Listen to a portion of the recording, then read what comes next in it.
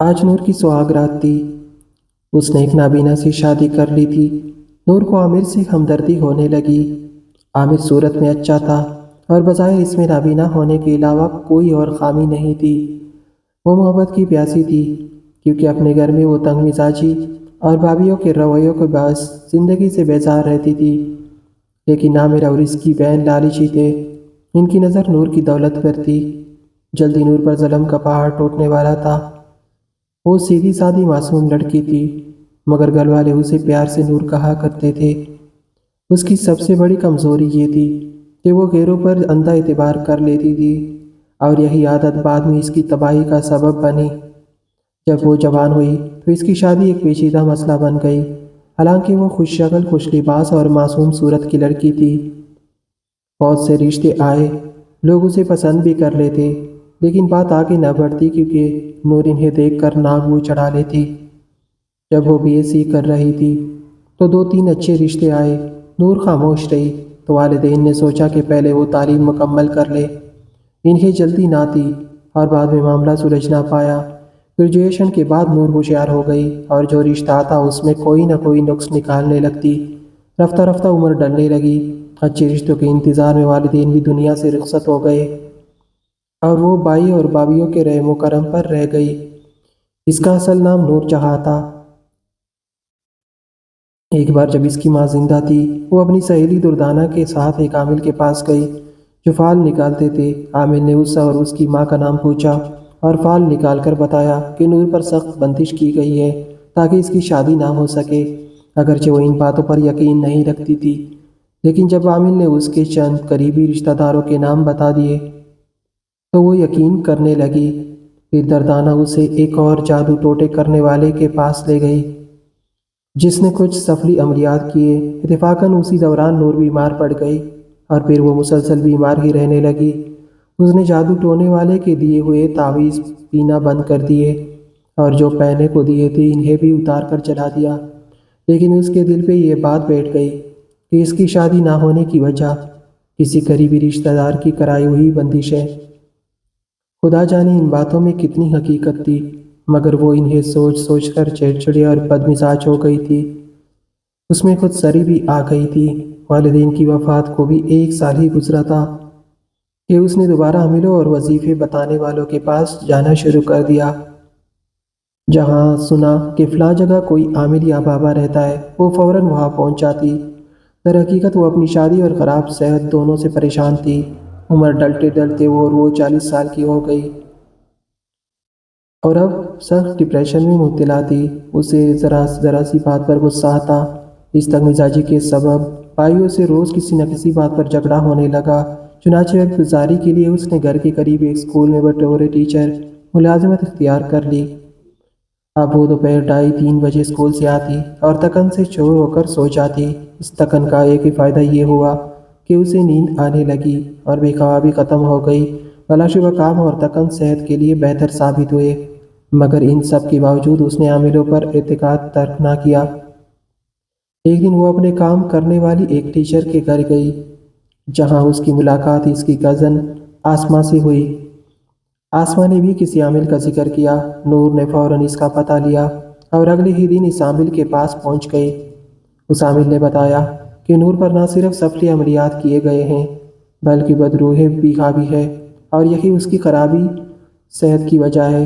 نور پہلے ہی بڑے بڑے ڈاکٹروں، یونانی اور ہومیوپیتھک معالجے سے علاج کروا چکی تھی اور بہت سا پیسہ خرچ بھی کر چکی تھی۔ اس کی ہر میڈیکل رپورٹ نارمل آتی تھی، مگر بیماری کا کچھ پتہ نہ چلتا تھا۔ جب بھی وہ کسی عامل کے پاس جاتی وہ یہی پوچھتی کہ کیا کسی قریبی رشتہ دار نے میری شادی پر بندش کروائی ہے، اور ہر بار عامل یہی جواب دیتا کہ ہاں بیوی، تمہارے قریبی رشتہ داروں نے تمہاری شادی اور صحت دونوں پر سخت بندش کروائی ہے، اس لیے تمہارا چہرہ بے رونق، زرد اور بجھا بجھا سا لگتا ہے۔ جب تک اس جادو کا توڑ نہیں ہوتا تمہاری حالت بہتر نہیں ہو سکتی اور تمہارے نصیب پر لگی مہر نہیں ہٹے گی۔ یہی باتیں نور کے ذہنی انتشار کا سبب بن نہیں رہی۔ اب وہ اس نئے عامل کے پاس ہر ہفتے جانے لگی۔ دردانہ کی کزن آسما بھی وہاں جاتی تھی اپنی نابینا بھائی عامر کے ساتھ۔ وہ اس کی بینائی کی بحالی کے لیے عمل کرواتی تھی۔ عامر کی آنکھیں بالکل نارمل تھی، مگر اچانک اسے نظر آنا بند ہو گیا۔ اس نے کہا تھا کہ عامل سے پڑھائی کراؤ، اگرچہ ڈاکٹروں سے بھی اس کی بینائی کا مکمل معائنہ کروایا گیا، لیکن کوئی مسئلہ سمجھ نہ آیا اور بینائی واپس نہ آ سکی۔ آسما کا تعلق لوئر مڈل کلاس کرانے سے تھا۔ وہ خود ایک دفتر میں بطور کلرک کام کرتی تھی۔ ان کے کچھ رشتہ دار خوشحال تھے، مگر ان کی اپنی مالی حالت خاصی کمزور تھی۔ اس کا ایک بھائی بیرونی ملک گیا ہوا تھا، مگر وہ بمشکل اپنا گزارا کرتا تھا، اس لیے گھر کچھ نہیں بیچ پاتا تھا۔ دوسرا بھائی عامر نابینا ہو چکا تھا، جبکہ تیسرا بھائی فخر ایک معمولی ملازمت کرتا تھا، جس سے گھر کا نظام کسی نہ کسی طرح چل رہا تھا۔ ان کا اپنا ذاتی مکان بھی نہیں تھا۔ آسما نے نور کو بتایا کہ اس کا بھائی عامر ایک دوا ساز فیکٹری میں ملازم تھا، جہاں دشمنی کی بنیاد پر کسی نے اسے کیمیکل والا پانی پلا دیا، جس کے نتیجے میں وہ بینائی سے محروم ہو گیا۔ یہ بات سمجھ میں آنے والی نہ تھی کہ کیمیکل کے اثرات صرف آنکھوں پر پڑے، باقی جسم پر کوئی نقصان نہ ہوا۔ عامر کے گھر آسما اور نور کی تفصیلی ملاقات ہوئی، جس کے بعد دونوں میں دوستی ہو گئی۔ چند ملاقاتوں کے بعد نور کو عامر سے ہمدردی ہونے لگی۔ عامر صورت میں اچھا تھا اور بظاہر اس نے نابینا ہونے کے علاوہ کوئی اور خامی نہیں تھی۔ آسما نے باتوں باتوں میں نور کے حالت پوچھے، جو اس نے اپنے سادہ دل کے باعث کھول کر بتا دیے۔ آسما نے اسے اپنے گھر آنے کی دعوت دی، جسے نور نے قبول کیا۔ آسما کے والدین، بھائی اور بھابھیوں نے نور کا خیر مقدم کیا، اور عامر کے والدین نے تو اسے منہ بولی بیٹی بنا لیا۔ وہ محبت کی پیاسی تھی، اور یہی اسے خلوص و محبت ملا، جبکہ اپنے گھر میں وہ تنگ مزاجی اور بھابھیوں کے رویوں کے باعث زندگی سے بیزار رہتی تھی۔ ان لوگوں کی میٹھی باتوں سے متاثر ہو کر وہ اکثر ان کے گھر جانے لگی، مگر اس کے گھر والوں کو اس کی کانوں کان خبر نہ ہوئی۔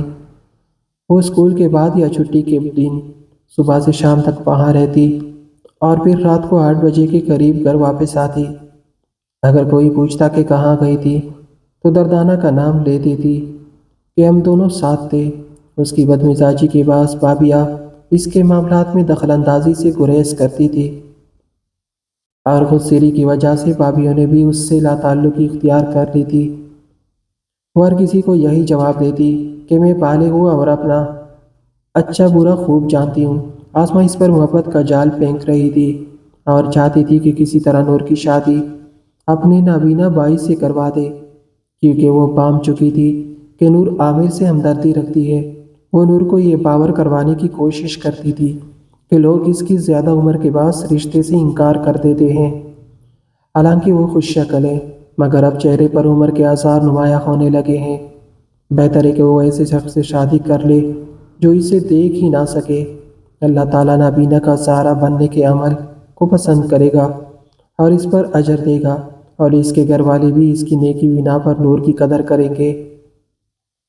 آسما کے گھر والوں کے علاوہ نور کی عامر سے بھی اچھی شناخت ہو چکی تھی۔ آسما کی بار بار ایسی باتیں دہرانے سے نور سوچنے لگی کہ اگر وہ کسی نابینا سے شادی کر کے اس کی زندگی میں خوشی لا سکتی ہے، تو ممکن ہے اللہ تعالیٰ اسے بدلے میں صحت و سکون عطا کر دے۔ نور سادگی میں اپنے گھر کے حالات، جائیداد، بینک بیلنس اور نوکری کی تفصیلات آسما کو بتا چکی تھی۔ وہ یہ بھی کہہ چکی تھی کہ وہ کسی کی محتاج نہیں، بھابھیوں کا دباؤ کیوں سہے جبکہ وہ اپنی کمائی خود کھاتی ہے۔ ایک دن ترنگ میں آ کر اس نے اپنی والدہ کے دیے ہوئے قیمتی زیورات بھی آسما کو دکھا دیے۔ اب آسما کا خاندان اسے بار بار دعوت دینے لگا۔ ان کا مقصد نور کی شادی عامر سے کروا کر گھر بیٹھے سونے کی چڑیا ہاتھ لگانا تھا، تاکہ اس کے مال سے پورا کمپا عیش کرے اور مالی حالات بھی سنور جائے۔ نور ان کی نیت کو نہ سمجھتے ہوئے انہیں سچا ہمدرد سمجھنے لگی، اور آسما کی باتوں میں آ کر آئے دن اپنے گھر والوں سے الجھنے لگی۔ اب اس کی عمر 40 سے بھی زیادہ ہو چکی تھی، مگر وہ مسلسل آسما کے گھر جاتی اور وہاں سکون محسوس کرتی، حالانکہ وہ لوگ کبھی اس کے گھر نہ آئے۔ آسما نے اسے سمجھا رکھا تھا کہ فی الحال اپنے گھر والوں کو یہ مت بتانا کہ تم ہمارے گھر آتی جاتی ہو، صرف دردانہ کا نام لینا، کیونکہ وہ تمہاری کولیگ ہے تو زیادہ اعتراض نہیں ہوگا۔ ایک روز نور کی بھابھی نے اپنے شوہر سلیم سے کہا کہ تمہیں معلوم ہے تمہاری بہن روز رات 9 بجے گھر آتی ہے۔ میں تو کچھ کہتی نہیں، ورنہ لڑنا شروع کر دیتی ہے، تم ہی پوچھ لو۔ سلیم کو اپنی بہن نور پر اعتماد تھا۔ اس نے بیوی کو جواب دیا کہ ٹھیک ہے، کسی دن پوچھ لوں گا، تم کیوں پریشان ہوتی ہو؟ بیوی بولی کہ مجھے ہمارے پرانے محلے دار کی بیوی نے بتایا ہے کہ نور ہمارے پڑوس میں آسما کے گھر آتی جاتی ہے، جس کا ایک بھائی نابینا ہے۔ سلیم نے بیوی کو ٹوکتے ہوئے کہا کہ یہ کون سی انوکھی بات ہے، میں نور سے خود پوچھ لوں گا۔ کچھ دن بعد جب سلیم گھر میں موجود تھا اور نور دیر سے واپس آئی تو اس نے پوچھا کہ نور، تم اتنی دیر کہاں تھی؟ وہ بولی کہ دردانہ کے گھر تھی، ہم بچوں کی امتحانی کاپیاں چیک کر رہے تھے، آسما اس کی کزن ہے، وہ بھی مدد کرتی ہے۔ نور کی بات سن کر سلیم مطمئن ہو گیا اور بابی خاموش ہو گئی، لیکن اسے اپنے میکی کی پڑوسن کے ذریعے اب تمام حالات کی خبریں ملنے لگی، کیونکہ وہ آسما کے برابر میں رہتی تھی۔ جب بھی بابی شور سے کچھ کہنا چاہتی، سلیم اسے ڈانٹ کر خاموش کروا دیتا۔ وہ اپنی چٹانی کو نور کے بارے میں بتانے لگی۔ ایک دن بالآخر نور نے خود ہی کہہ دیا کہ وہ آسما کے نابینا بھائی عامر سے شادی کرنا چاہتی ہے۔ بھابھیوں نے سمجھایا کہ وہ لوگ مالی لحاظ سے کمزور ہیں اور تم پر عمر بھر ایک نابینا شوہر کا بوجھ آ جائے گا، جسے نبھانا آسان نہیں ہوگا۔ بچوں کی پرورش، گھر کا خرچ، سب کچھ تم پر ہوگا۔ مگر جب نور نے دیکھا کہ بھائی نہیں مان رہے تو اس نے آسما اور اس کے والدین کی موجودگی میں عامر کے ساتھ کورٹ میرج کر لی، جبکہ لڑکی کی طرف سے کوئی موجود نہ تھا اور اہل خانہ کو اس بات کی خبر تک نہ ہوئی۔ نکاح کے بعد نور نے اپنی خالہ سعد ماہرہ کو اعتماد میں لیا اور اسے کہا کہ فی الحال میرے گھر والوں کو شادی کی اطلاع نہ دینا، صرف اتنا کہنا کہ میں ان کے گھر والوں سے مل چکی ہوں، اچھے لوگ ہیں۔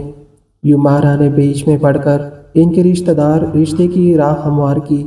انہی دنوں عامر کا بیرونی ملک مقیم بھائی واپس آ گیا اور اس نے ماہرہ کے ذریعے نور کے بھائیوں کو رشتہ بھیج دیا۔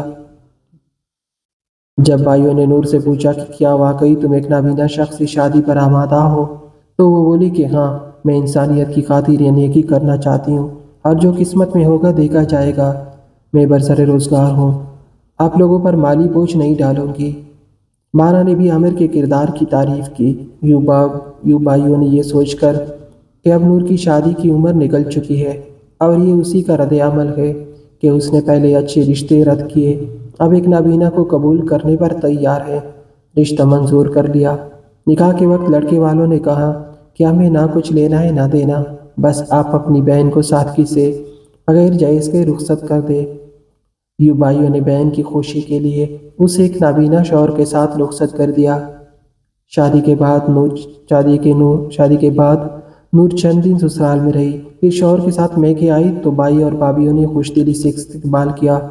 3 دن گزرنے کے بعد وہ واپس چلے گئے، مگر 2 دن بعد دوبارہ آ گئے اور بتایا کہ مالک مکان نے عدالت سے مقدمہ جیت کر گھر خالی کروا لیا ہے اور ان کا سارا سامان گلی میں رکھ دیا گیا ہے۔ عامر کے والدین اور بہن بھائی عارضی طور پر بڑے بھائی کے سسرال میں چلے گئے ہیں اور نور اپنے شوہر کے ساتھ میکے آ گئی ہے۔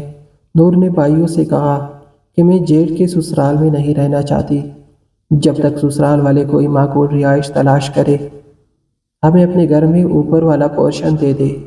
ایسے موقع پر بھائی کیا کہتے، انہوں نے اوپر کا حصہ رہنے کو دے دیا، کیونکہ ایک نابینا شوہر کے ساتھ وہ کہاں جاتی۔ دوسرا فائدہ یہ بھی تھا کہ نور کے اسکول کی ملازمت میکے کے قریب تھی، جس سے آنے جانے میں آسانی ہوتی تھی۔ البتہ چھٹی کے دن وہ عامر کو لے کر سسرال جاتی تاکہ وہ اپنے والدین سے ملاقات کر سکے۔ 2 ماہ گزر گئے مگر عامر کے ماں باپ کا کوئی پتہ نہ چلا۔ پھر 2 ماہ مزید بیت گئے، وقت کے ساتھ نور کے چہرے سے رونق اور خوشی غائب ہو گئی۔ بھابھی نے پوچھا تو بتایا گیا کہ ساس و نند نے کہا کہ تم عامر گھر سے تھی، پھر بھی جہیز بھی کچھ نہ لائے، اس لیے اپنے والد کی جائیداد سے مکان کا حصہ لو، کیونکہ ہمارے پاس رہنے کو اپنا گھر نہیں، اور اگر کرائے کا گھر بھی مل بھی گیا تو اتنے بڑے کمرے میں تمہارا رہنا مشکل ہوگا۔ ماہرہ نے رخصتی کے وقت نور سے کہا تھا کہ ابتدائی طور پر سسرال میں تو نہ تو قیمتی جوڑے یا زیورات لے کر جانا اور نہ روپے پیسے، کیونکہ انہوں نے کچھ بھی نہیں دیا، پہلے ان کا برتاؤ دیکھو اور پرکھو۔ نور نے یہی سمجھ بوجھ سے کیا، جبکہ آسما اور اس کے والدین امید کرتے تھے کہ نور کچھ اثاثے زیورات یا بینک بیلنس ساتھ لائے گی تاکہ وہ بزنس شروع کرے اور گاڑی وغیرہ خریدے، کیونکہ یہ لوگ بہت امیر ہیں۔ مگر نور صرف ایک سادہ لال جوڑے اور شادی کے وقت پہنایا گیا سونے کا ایک سیٹ ہی لے کر آئی۔ اب آسما نے تقاضا شروع کر دیا کہ بھائیوں سے مکان کا حصہ لو اور اپنے بینک بیلنس سے فاخر پائی اور اپنے سسر کے ساتھ کاروبار شروع کرو تاکہ تم لوگ ماہانہ منافع سے سکون سے گزارا کر سکو۔ مگر بھائیوں نے انکار کیا اور کہا کہ جو تمہارے مکان کا حصہ ہے وہ تمہیں ملے گا، لیکن ابھی تقسیم کا وقت نہیں ہوا، ہم سب اکٹھے رہ رہے ہیں، تتر بتر ہو جائیں گے۔ اگر تم رہنا چاہتی ہو تو شوہر کے ساتھ یہاں رہو۔ عامر خاموش رہا، اسے کسی کے رحم و کرم پر رہنا عادی تھا، لیکن آسما کا مطالبہ تھا کہ مکان بیچ کر نیا گھر خریدو تاکہ تم، عامر، میرے والدین اور ہم سب اکٹھے رہ سکے۔ ہم نے تمہارا رشتہ اس لیے لیا کہ تم ہم سب کا خیال رکھو گی، میرے بوڑھے والدین اور میں، عامر اور تم سب ساتھ رہیں گے۔ نور کے بھائی کہتے تھے کہ ہم ایک نابینا بہنوئی کا تو خیال رکھیں گے، لیکن اس کے پرانے گھرانے کو سنبھلنے کی ذمہ داری ہماری نہیں، ان کو ان کے دوسرے لڑکوں کو سنبھلنا چاہیے۔ اس رویے سے اختلاف پیدا ہو گیا۔ نور سسرال واپس نہ گئی، جاتی بھی تو کیسے اور کہاں، کیونکہ وہاں رہنے کو گھر ہی بھی نہیں تھا۔ عامر نے بھی کچھ دن بیوی کے پاس قیام کے بعد اپنے والدین کے ہاں جانا مناسب سمجھا، لیکن اسے معلوم نہ تھا کہ یہ جدائی عارضی نہیں بلکہ دائمی ہوگی۔ جب آسما اور اس کے والدین نے اپنے مقصد حاصل نہ کیے جن کی خاطر انہوں نے نور کو رشتہ دیا تھا، تو وہ اس سے منہ موڑ گئے اور عامر کو بھی ساتھ لے گئے، کیونکہ ان کا کہنا تھا کہ نور 40 سال کی ہے جبکہ ہمارا بھائی 22 سال کا، اس عمر میں اتنی بزرگ بیوی سے اسے کیا سکھ ملے گا۔ ایک وقت آئے گا جب یہ عورت بوڑھی ہو جائے گی اور اس کے بچوں کو کون سنبھالے گا۔ اب نور کو احساس ہو چکا تھا کہ اس کے سارا اثاثہ قبضے میں لے کر اسے محتاج بنایا گیا۔ اگرچہ اس کی عقل نے سچ سمجھ لیا تھا، مگر وہ طلاق نہیں چاہتی تھی۔ لیکن جب اس نے نند و جیٹ کی شرائط قبول نہیں کی تو انہوں نے خود ہی طلاق بھیجوا دی۔ نور نے بعد میں تسلیم کیا کہ جذبات میں آ کر شادی کرنا اس کی غلطی تھی۔ نابینا شوہر کے ساتھ نباہ اس وقت ہی ممکن ہے جب انسان بے غرض ہو، لیکن عامر نے اب پیسوں کے لیے بھی اس پر دباؤ ڈالنا شروع کر دیا۔ نور نے اپنے اچھے جذبے کو بنا پر اس کا خرچہ برداشت کیا، مگر سسرال والوں نے 2 دن بھی اسے سکون سے نہ رکھا اور اپنی شرائط لاگو کر دی۔ بعد میں اسے معلوم ہوا کہ عامر کچی شراب بناتا بیچتا تھا اور خود بھی استعمال کرتا تھا، اسی وجہ سے اس کی آنکھیں ضائع ہو گئی۔ یہ بات اس کی ایک سسرالی رشتہ دار نے بتائی۔ طلاق کے بعد محلے والے ملنے والوں رشتہ داروں نے بھی نور کو مجرم سمجھا کہ باوجود نبینا ہونے کی بھی تم اس سے شادی کیوں کی؟ تمہیں چاہیے تھا کہ سہاگن کا ڈونک نہ رچاتی یا کم از کم سہاگت کا 4 دن کا کھیل نہ کھیلتی۔ نور اب پچھتاتی تھی کہ جب والدین زندہ تھے اچھے رشتے آتے تھے وہ انہیں ٹکرا دیتی تھی۔ اب اسی غرور کی سزا اسے مل گئی۔